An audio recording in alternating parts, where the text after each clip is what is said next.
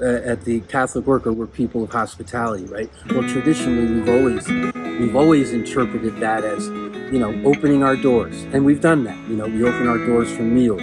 We bring people in. We let people live with us while they're transitioning from homelessness into housing. But we've always envisioned, the Catholic worker will not be necessary, because all these needs will be met. And 30 years later, they're not met.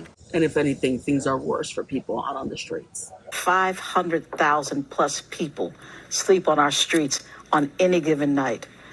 More than 200,000 of them are unsheltered.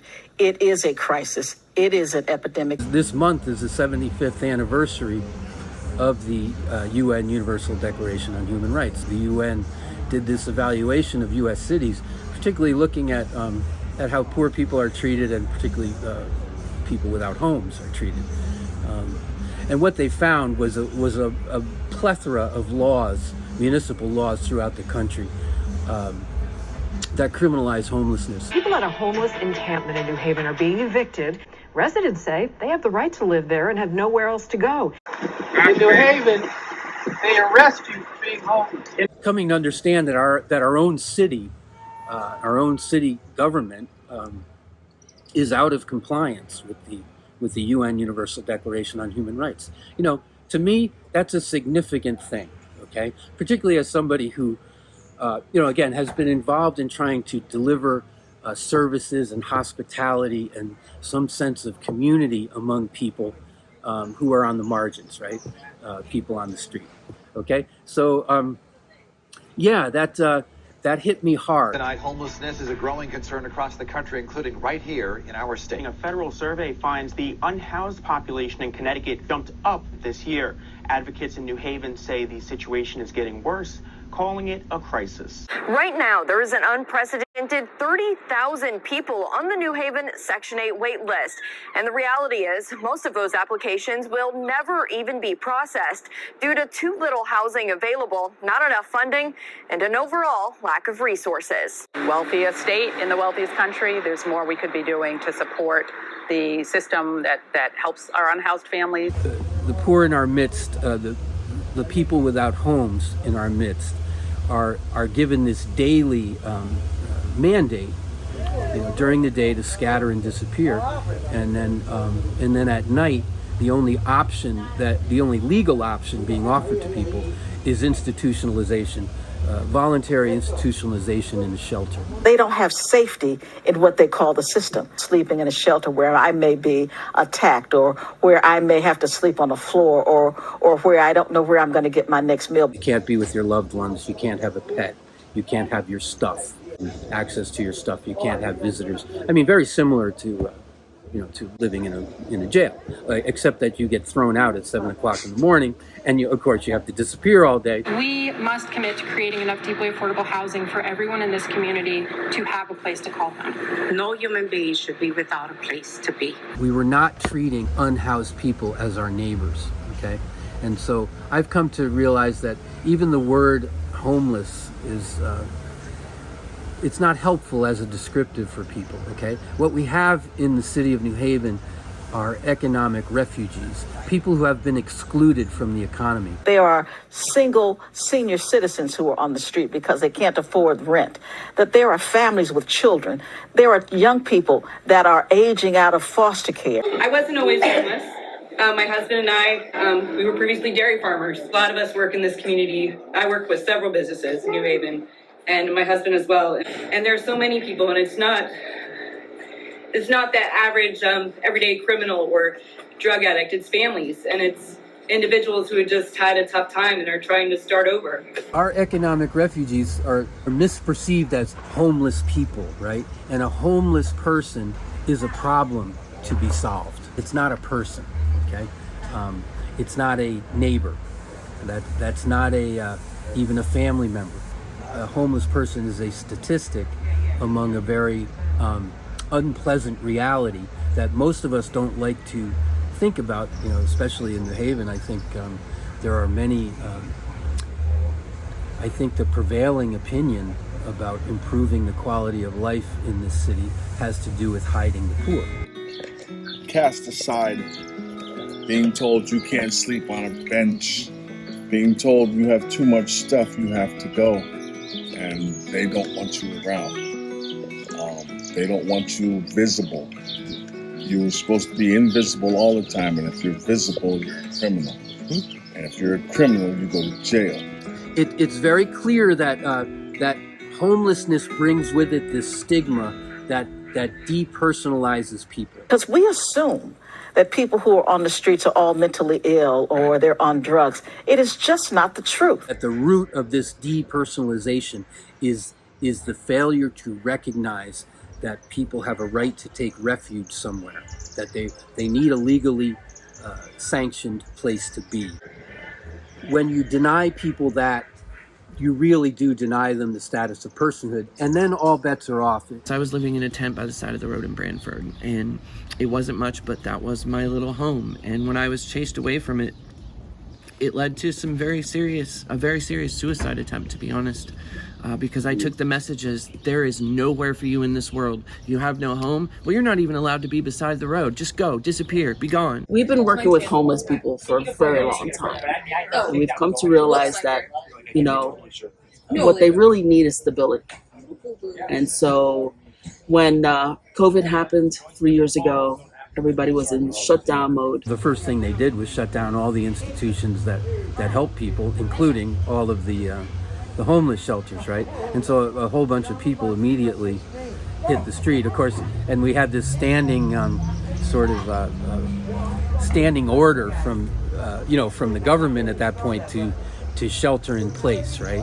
And that order for homeless people was obviously just as absurd as the order that they'd been hearing for the previous 30, 40 years, which was scatter and disappear. We started wrapping our minds around all of this. And again, in 2020, we then set up a tent city on public land. We welcomed people into this space over by the river, and they began to set up tents. They figured out a way to govern themselves, how to deal with problems as they came up and stuff like that. It very quickly flourished. This lasted about 3 years, when ultimately the city bulldozed the thing, which was very tragic and actually resulted in the death of one of the people who was living there. Called Tent City off Ella T. Grasso Boulevard in New Haven. They say the camp has been here for years. Now they're being evicted. It's actually pretty devastating. We put a lot of work into the camp. For me, it really hurts because we all got together here as a family and we looked out for each other for them to come and do that. Recently, the city told the residents they had to clear out, citing a number of health and safety concerns. It's around propane tanks and open burn, human waste, constructing permanent structures on the site. Now you're going to tell me I can't be here, I can't be there? Come on, man. It's all about politics and money, and it's sad. It's so sad. And other trash and debris, and we unfortunately just haven't seen those issues be addressed. We're not hurting anybody. We got rid of the riffraff. We cleaned up what you wanted to clean up. We went above and beyond. My hope is that they will voluntarily leave, but we're looking at what makes the most sense as far as our ability to get there and clear the site. There is no place in this country, there is no place where people should be allowed to sleep on the streets. That means we have failed ourselves. Mark Koval has worked in homeless outreach for decades and argues residents have a right to live there under the UN Declaration on Human Rights. Am I saying people should be able to run wild or sleep wherever they want? Absolutely not. In fact, that's what the city is saying. By denying any place for them to be, they have to pick a place, okay? What we're saying is designate a place.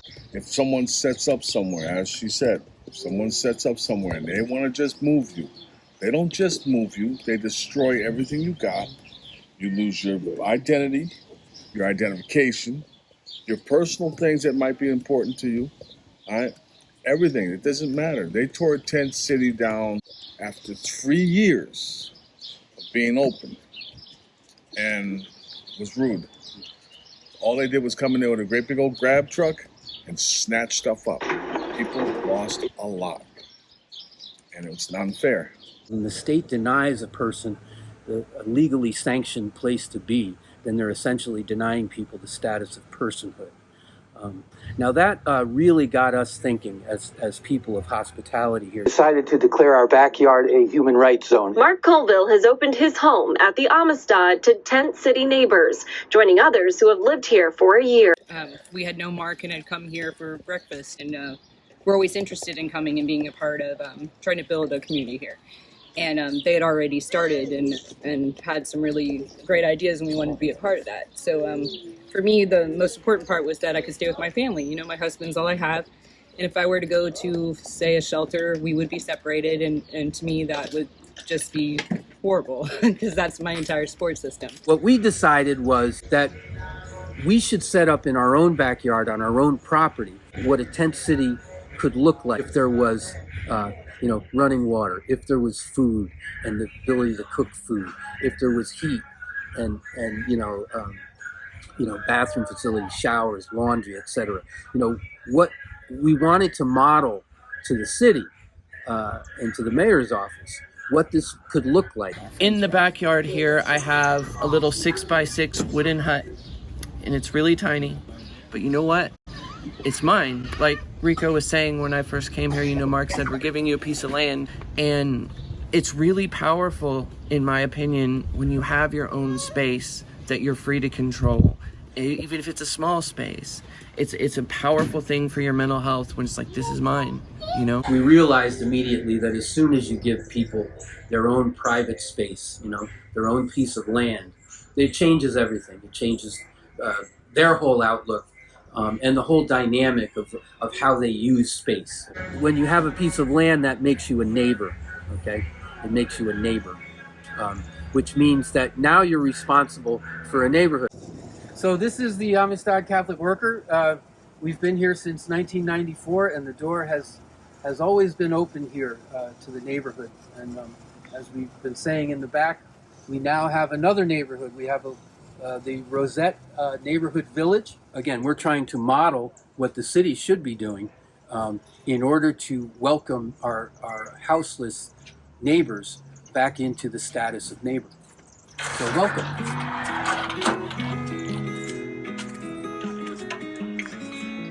As I said, when people join us here, they're given a piece of land on which to put a tent, and that makes them a neighbor. As you can see, they've all built their own homes here. There is hope here, this environment, and it's not just that I have hope, it's that the environment and the community has hope, I think. And so I think that's the biggest thing it means, aside from just having a place to call my own. I feel like it's a great opportunity to have, and I feel really, really happy being here. The most important thing is it really is the feeling of community and like everyone else said, giving back to people who are in the same predicament we are or in similar situations. And I think that's a big part of what we're trying to do here is just if you don't have a spot, we'll find you one, and there's a big part of our community here that are really trying to reach out and help a lot of other people. Our hope is that by this Thanksgiving, again before another harsh winter sets in, that we're going to be able to replace all of these dwellings with tents with tiny homes. And not only is that going to be more impervious to weather and such, but I mean there is a qualitative difference when you are able to walk through a door and lock it behind you. Okay, the reality is that you don't have that with a tent, and we're going to be able to provide heat and even cooling, cooling units as well in these things. There'll be storage for your stuff, comfortable beds, electricity. We're even looking at putting solar panels on top of them. These are literal game changers for people who are having to deal with homelessness. And contrary to some of the myths that are out there about homelessness, people are fighting tooth and nail to get out of homelessness. And this is a micro neighborhood. I mean, in a very real sense, the people that are living here are no longer homeless. Okay, and so again, from there, they have 2 feet on the ground from which they can start fighting their way out of poverty, right? And so, so that's the model that we're looking at. For them to open up their yard and offer this, and even try to get this built, is what 9 out of 10 humans should be. And I think the tiny homes, yes, they may be small, but it's yours. It's everything you need right there. It's private. It's safe and sanitary, and all these things that a lot of people take for granted and a lot of us don't have access to. Like Mark says, we're turning people back into neighbors, and you can definitely see that here. It's a place you feel safe. It's a place you feel secure. For me, though, that's the biggest thing, is the little houses mean hope. It's hope for, a better tomorrow. And that's kind of what we're trying to build on. Good thing we have good relationships with our neighbors, because this couldn't have happened if it wasn't for that. Our neighbors know the people that live in our backyard. They prepare meals for the people in the backyard. They see them as neighbors. They don't see them as homeless people. The neighborhood at large loves this, okay? And it's an example of how a community can come together, a neighborhood can come together, and solve this problem together. And we realize now that no matter how many people we take into our own space, there's always going to be somebody outside of that space that is criminalized, okay? And so our mission now has become to defend this human right of people to take refuge safely and together on public land.